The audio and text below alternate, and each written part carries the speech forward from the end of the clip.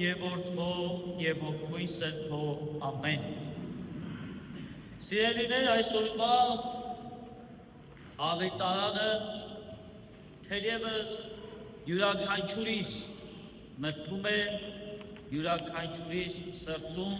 եւ յուրաքանչյուրիս հոգու մեջ է։ Եվ կարելի է ասել, բոլորս էլ այս ավետարանական հատվածը եթե ոչ անգիր, ապա ընդհանուր մասերով գիտենք։ Եվ մեծամասամբ ընդհանուր մասերով գիտենք։ Ավետարանի մեջ մեր Տերը մի առակ է պատմում նրանց համար, ովքեր որ իրենց անձերը մեծ բարձրացնում էին եւ իրենց մասին մտածում էին, թե իրենք արդար են եւ մնացածը մեղավոր։ Իրենց մասին մտածում էին, թե իրենք ճշմարտությամբ են մտածում, ճշմարտությամբ են գործում, իսկ մնացածը մեղավոր է եւ սխալ։ Երբ որ կարդում ենք այս բողերը, ինչ է գալիս մեր մտքի մեջ։ Ինչ այսօրվա իրականություն է գալիս մեր մտքի մեջ։ Մենք այս բողերը կարդում ենք եւ մտածում ենք, դե փառք Աստծո, մենք այդ մարդկանցից չենք, որ մենք մեր անձի մասին մտածենք, որ մենք բարձր ենք, որ մենք ճիշտ ենք մնացածից եւ մնացածը սխալ է, եւ մենք արդար ենք եւ մնացածը մեղավոր, որովհետեւ մենք արդեն այս պատմությունը գիտենք։ Պատմությունը գիտենք եւ պատմության ավարտն է գիտենք եւ դրա համար մենք չենք ուզում այդ արդարի ինքն իր անձը բարձրացնողի տեղը լինել եւ մենք մեր մասին մտածում ենք, որ թերևս մենք էլ այն մաքսավորի նման ենք։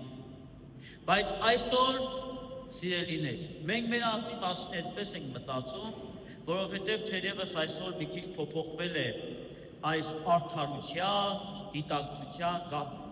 այն արժեհամակարգը, որը որ կար այստեղ։ Այսօր եկեղեցի եկող եւ քրիստոնյա եղող ժողովուրդը մեկ այլ լավ արժեհամակարգ ունի, որտեղ որ խոնարհությունը, որտեղ որ հեզությունը, ներողամտությունը, բարությունը,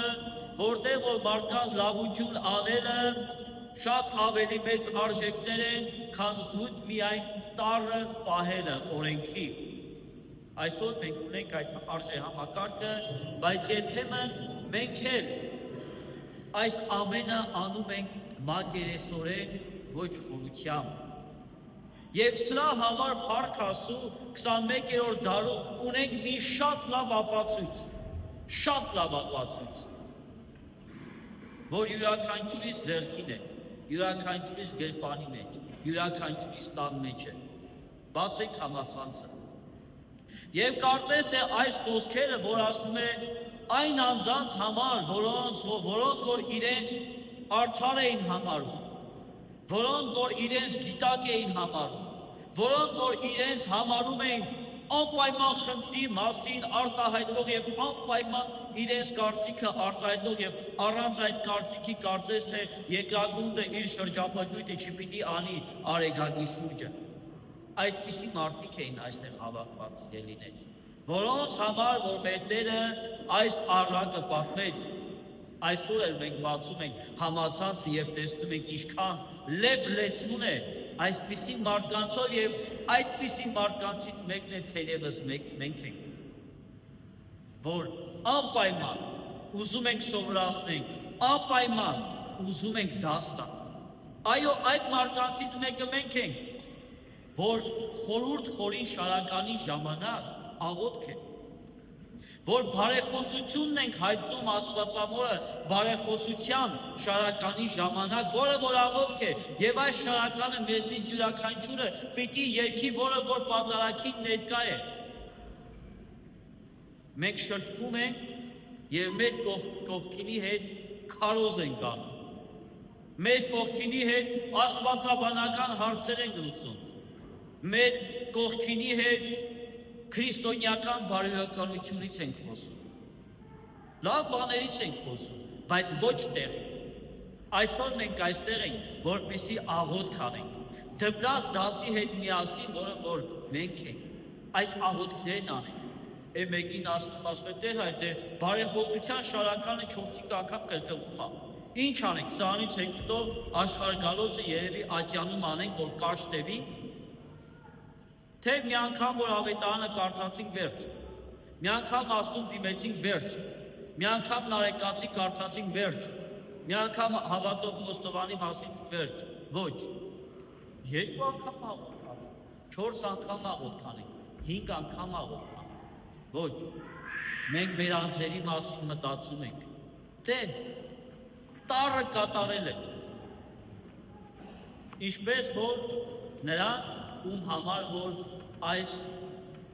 առակը պատմեց մեր Տերը։ 2 մարդ պատմում է մեր Տերը։ Տաճար դուրս եկավ աղոթքի կանգնելու համար։ Մեկը փարիսեցի եւ մյուսը մաքսավոր։ Փարիսեցիները այն դասն էին մեր նման էին։ Մտածում էին, որ ամեն ինչ գիտեն։ Եվ հասարակության կողմից ընդունված էին որպես գիտուններ, որպես օրենքետներ։ Փարիսեցիները այն դասն էին, որ հրյա ժողովրդի հետ, որը որևէ մի թղթի, որևէ մի հարցի դեպքում հռոմեական կառավարությունը փարիսեցիների միջոցով էր այս հարցերը լուծում։ Փարիսեցիները տվյալ ժամանակի իմաստուններն էին եւ իրենց ժողովրդի կողմից որպես տերեր, հոգեվոր տերեր էին հանդիսանում։ Իսկ ովքեր էին մաքսավորները։ Մաքսավորներն են հակառակ, 2 ծայրահեղ հակառակություն, ժողովրդի կողմից ատված, չսիրված, որպես թշնամի, որպես դավաճան։ Մենք հիշում ենք պատմությունը, որ մեր Տերն ասում է, մեր Տերը գնաց եւ Զաքեոսի տանը հյուրընկալվեց, որը որ մաքսավոր էր։ Եվ հրյաներն իրենց մտքի մեջ մտածեցին, «Էսում տուն գնաց սա, էսում հետ սեղան նստեց, էսում հետ հաց կիսեց»։ Այսպիսին էին մաքսավորները։ Ինչու՞։ Որովհետև հրյա ժողովրդից հարկերը հավաքում էին եւ տալիս էին թշնամի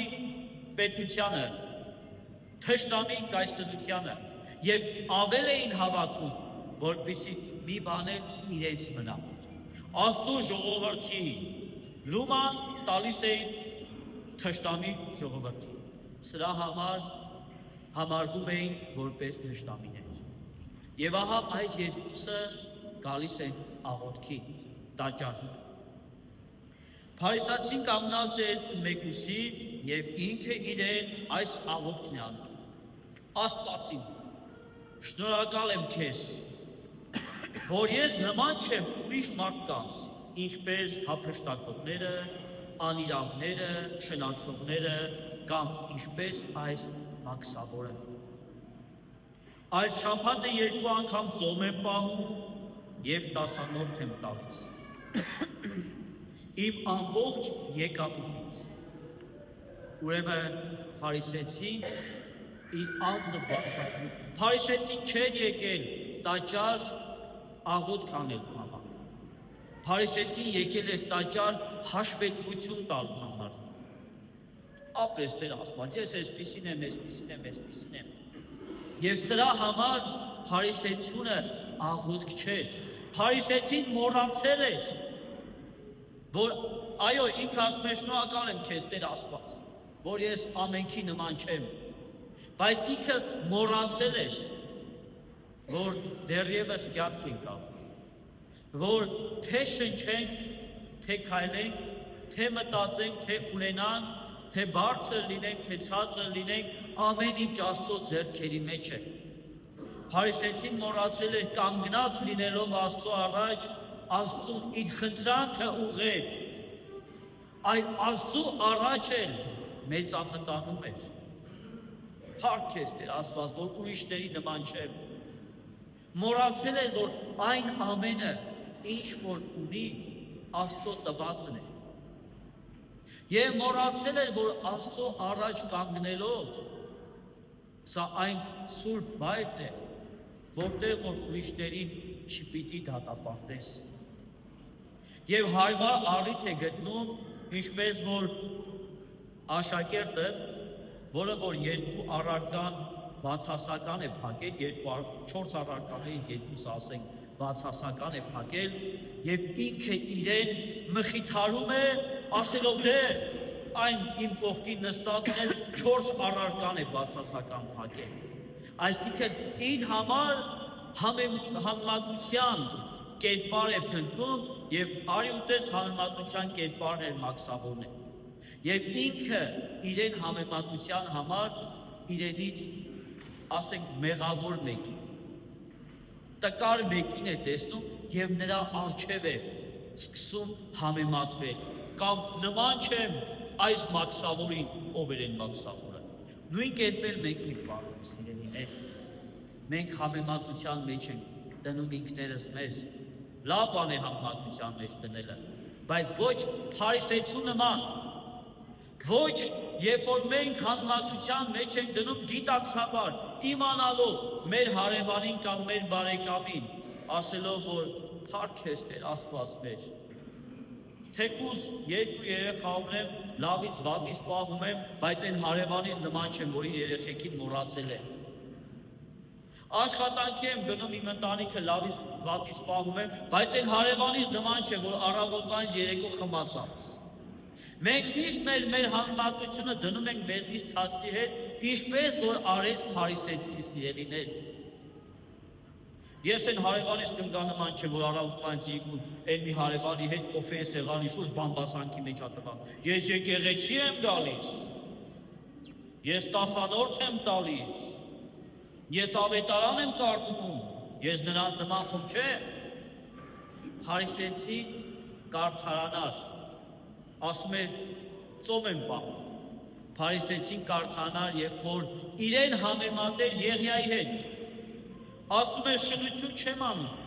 կարդարանար եթե իրան համեմատել Հակոբի հետ որը որ կարողացավ գայթակղություն իրեն հետ տանել կարդարանալ փարիսեցի երբ որ իրենից բարձրի հետ համեմատվել որովհետև խոնարհ կլինեց որովհետև կտենան որ դեռ գնալու ինչքան ճանապարհ ունի այսինքն մարդկայնորեն երբ որ մենք համեմատվում ենք պիտի համեմատվենք ոչ թե այլ պիտի համեմատվենք այն իդեալների հետ որին որ մենք դելու ունենք այն հոգևոր քրիստոնեական իդեալների հետ պահքի մեջ պետք է համեմատվենք ոչ թե որ 40 օր աղոհացով պահք են պահում այլ պետք է համեմատվենք այն պահեցողի հետ որի մասին գործերն ասում է թող քո ընկերը չիմանա որ դու պահք ես պահում քո պահքը պահի ուրախությամբ քո պահքը դրոշակ մի դարձի եթե տասանորդ եք տալիս չհամեմատվենք նրա հետ ով տասանորդ չի տալիս այլ համեմատվենք բազում այն քրիստոնյաների հետ ովքեր որ իրենց տասանորդից բացի իրենց օգնությունն են տալիս նկարներին իրենց բարեկամներին հարազատներին եկեղեցում եղող միայնակ ծերերին եկեղեցում եղող կամ եկեղեցուց դուրս եղող հաշմանդամ կամ որբ մարդկանց համեմատվեք դրանց հետ սիրելիներ որպեսզի բարձրանան տեղ եւ ահա մաքսավորի վիճակը սա է սակայն իսկ ինչ էր անում փարիսեցու վիճակը սա է իսկ ինչ էր անում մաքսավորի ամբողջ կերպարն արդեն եթե չաղոթեր էր արդեն Աստծու համար ընդունելի է որովհետև ինչու Աստված բեկված, կոտրված, խոնար սրտեր է փնտրում այդ սիրտը չկար փարիսեցու մոտ փարիսեցու մոտ երկու բան կար հպարտություն եւ առաքինություն հպարտություն եւ գործեր իսկ մաքսավորի մոտ ինչ կար մաքսավորը իր աչքերը վերև բարձրացնել չէր կարող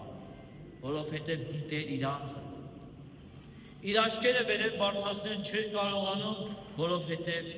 իր իդեալները բարձր էին չէր համեմատվում եւ մաքսավորը մի բան ասավ Աստված ներիր մեղավորից շատ ժամանակ ենք սիրելիներ մենք մաքսավորի այս խոսքերը վերցնում կամ էլ ասում Տեր ողորմյա բայց արդյոք Տեր ողորմյա ասելիս Կամ Մաքսավորի այս խոսքերն ասելիս մենք Մաքսավորի այդ կեցվածքը, կոտրված սիրտը, աշկերը վերև չբարձրացնելու այս հոգեվիճակը ունենք։ Երբ որ մենք ասում ենք Տեր ողորմյա, արդյոք մենք գիտենք որ մեղքի համար Աստված պիտի մեզ ողորմի։ Գիտենք, ընդհանուր կարող ենք ասել, թե հպարտություն կա իմ մեջ, որովհետև գիտենք եկեղեցին ասում է, որ հպարտությունը այն մեղքն է, որ յուրաքանչյուր մարդ պայքարում է մինչև իր վախճանը։ Մենք դա կարդում ենք հայրերի մոտ։ Գիտենք այս բանը, ընդհանուր ասում ենք, դե մի քիչ հպարտ է։ Բայց ասենք նախանձես, ասենք չէ, ես ինչ նախանձ։ Մարդը ասում է Տեր ողորմյա, այդ մարդն ասել ինչի մեծամտության համար Տերը քեզ ողորմի, ասի չէ, ինչ մեծամիտ։ Մեկը կասի Տեր ողորմյա, քեզ ինչի համար Տերը ողորմի, որ բամբասով ես, չէ, ես բամբասով չէ։ Մեկն էլ կասի Տեր ողորմյա, ինչու համար քեզ Տերը ողորմի, կարող է հակառակվող ես, հակառակության հոգին է քո մեջ, չարության հոգի, ստախոսության, չէ, իմ մեջ տես բան չկա, բայց Տեր ողորմյա, դե եթե բան չկա, էլ Աստված քեզ ինչ ողորմի։ Ուրեմն մենք գալիս ենք Մաքսավորի մոտ, Մաքսավորից սովորելու, որը որ իր մեղքը լավ գիտե, իր վիճակը լավ գիտե։ Մաքսավորն ուներ երկու բան, խոնարհ հոգի, կոտրված սիրտ եւ ուներ մեղք։ Պատմությունը հետաքրքիր ավարտ է ունենում, որ գործերը հպարտության հետ, եթե ասենք գործերն ու հպարտությունը մեկ կարգին լցված 2-3 եւ մյուս կողմից էլ Մաքսավորի կարգը, որին որ լցված է խոնարհությունը եւ մեղքը, մենք տեսնում ենք, որ խոնարհությունը ինչքան առաջ տարավ եւ Մաքսավորը դուրս եկավ արդարացված, դուրս եկավ Աստծով, դուրս եկավ Աստծուն գտած, որովհետեւ Աստծուն էր թվում։ Փարիսեցին եկել էր հաշվետվության համար, Աստծու մոտ չէր եկել։ Եկել էր հաշվետվության համար, եկել էր իր անձը ներկայացնելու։ Ինչպես մենք երբեմն պատարագի ենք գալի, որ պատարագից հետո մեկ ու հոգու բռնենք անպայման քարոզենք։ Եկեղեցին ենք, մենք չենք գալի Քրիստոսի մոտ, մենք գալիս ենք մեր անձը ներկայացնել։ Փարիսեցին եկել էր իր անձը ներկայացնելու, իր անձը ներկայացրեց գնաց։ Մաքսավորն եկել էր Աստծո մոտ։ Յուրաքանչյուրս սիրելիներ, եթե մենք Աստծու մոտ գալով խորությամբ, այն անգամ մենք խոսում էինք փաթորը մեր քարոզի ժամին, որ քրիստոնյան խորություն ունեցող անհատ է։ Յուրաքանչյուրս, եթե խորությամբ անդրադառնանք մեր աղոթքին, խորության անդրադառնանք մեր ներկա կեցվածքին Աստծո առաջ, մենք էլ Աստծուն պիտի գտած դուրս գանք Աստծո տաճարից, որը սուրբ եկեղեցին է։ Պիտի դուրս գանք պատարագից մեր հետ տանելով Քրիստոսի հետ հաղորդությունը, Քրիստոսի հետ շփումը։ Եվ տաճարից դուրս գալով մարդիկ մեր դեպքին պիտի տեսնեն Քրիստոսին։ Մեր բարի ժպիտի մեջ, մեր լուսավոր աչքերի մեջ, մեր հեզ վարքի մեջ, մեր մարդասեր սրտի եւ հոգու մեջ մարդիկ պետք է տեսնեն Քրիստոսին, անկախ նրանից այդ մարդիկ քրիստոնյա են թե չէ, որովհետեւ մարդը ով ուզում է լինի ինքը Քրիստոսի փափակը ունի, հասկանում է սա թե չի հասկանում։ Եվ մարդիկ դա պիտի տեսնեն մեր աչքերի մեջ, եթե մենք եկել ենք եկեղեցին Աստծո համար։ Եվ ոչ թե եկել ենք, որպեսզի հաշվետվություն ներկայացնենք եւ մեր անձը ներկայացնենք եկեղեցու։ Սրանից Աստծո ոչի բան։ Մենք ենք, որ եկել ենք, որպեսզի լիանանք եւ այդպես դատարկենք։ Եկել ենք, որպեսզի մեր ծարավը հագեցնենք եւ այդպես դատարկենք։ Ուրեմն սիրելիներ, Աստծո առաջ երբ որ կանգնած ենք լինում, ճանաչեք ինքներս մեզ։ Իմանանք ինքներս մեզ։ Ինքներս մեզ կարդալ իմանանք։ Մեկը կասի Տեր հուսի ոնց ես կարդալ իմանամ, ամբողջ օրը հեռախոսի մեջ սրանում նրան եմ կարդում։ Ես ինքս ինձ երբեք կարդալու ժամանակ չունեմ, ունեցի։ Որովհետև ինքներս Աստված մեզ ստեղծեց իր պատկերով։ Ինքներս մեզ եթե չենք ճանաչում, Աստծուն է դժվար պիտի ճանաչենք, որովհետև Աստված ստեղծեց մեզ իր պատկերով։ Աստված, որին որ վայել է միակ փառքը, իշխանությունը եւ պատիվը։ Այժմ ես ինձ եւ Ավետյանս